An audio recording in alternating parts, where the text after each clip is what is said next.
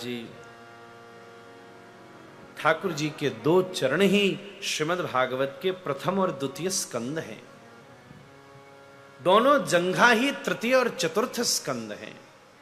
नाभि और उदर ही पंचम और षष्टम स्कंद है।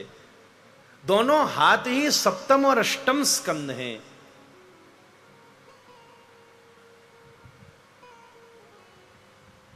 कंठस्तु राजन नवमौ यदीयौ। श्री ठाकुर जी का कंठ ही श्रीमद् भागवत का नवम स्कंद है। ठाकुर जी के कंठ में क्या है?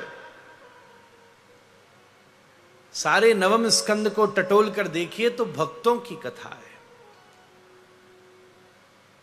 भरा पड़ा है महाराज, सूर्यवंश और चंद्रवंश की कथाओं से भरा पड़ा है। बड़े बड़े भक्तों के चरित्र का गान किया है। श्री ठाकुर जी के गले को क्या मिठास देता है, जैसे कोई अपने मुंह में मिश्री रखता है ना, चूसता रहे जिससे गला तर रहे। गवैया होवे, बोलवे वाला होवे, वो कुछ ना कुछ मोड़ा में धरे महाराज। कई हैं बीड़ा धरे जिससे तरावट रहे गली में, कोई मिश्री धरे जिससे तरावट रहे गली में। हमारे श्री ठाकुर जी के लिए भक्तों का चरित्र ही मिश्री की तरह है। ठाकुर जी अपने मुख में भक्तों का चरित्र रखते हैं जिससे श्री ठाकुर जी के गले में तरावट रहती है। गला गर्म रहता है ठाकुर जी का।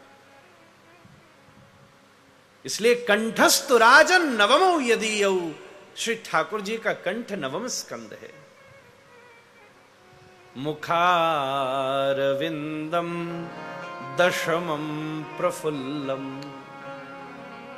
प्रफुल्लित, मंद मंद मुस्कुराता, हंसता खेलता खिलखिलाता श्री ठाकुर जी की ये मंद मंद मुस्कुनियां, ये दिव्य मुस्कुराहट श्रीमद् भागवत जी का दशम स्कंद है। हमारे श्री बालक राम प्रभु की मुस्कुराहट ही तो ऐसी है जो सबका हृदय का हरण कर रही है महाराज। सदा प्रसन्न राघव, महर्षि ने लिखा है राघव सदा प्रसन्न रहते। एक बात का विचार कीजिएगा, ठाकुर जी की प्रसन्नता सहजता में है।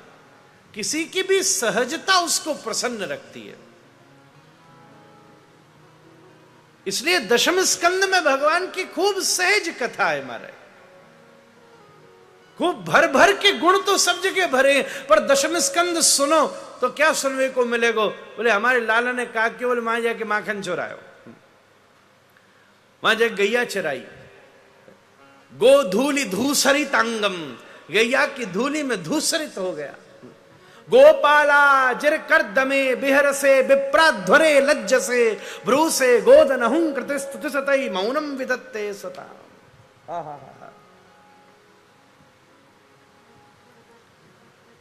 ये सहजता श्याम सुंदर की उनकी परम प्रसन्नता है महाराज। एकादशम यस्य ललाट पट्टकम। श्रीमद् भागवत जी का 11वां स्कंद श्याम सुंदर का ललाट पटल है। ऊर्ध पुंड्र सुशोभित ब्रह्म ज्योति से युक्त दिव्य ललाट पटल माथा है।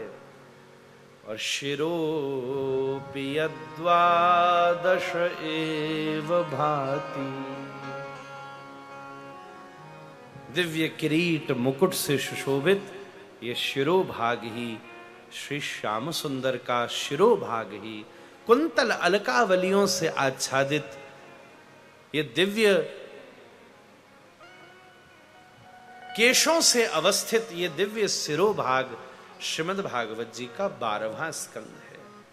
द्वादशांगो वही पुरुषः। ऐसी श्रीमद् भागवत साक्षात भगवान की दिव्य स्वरूपा है। इसलिए श्रीमद् भागवत को साधारण नहीं समझना, ये साक्षात भगवत स्वरूप हैं।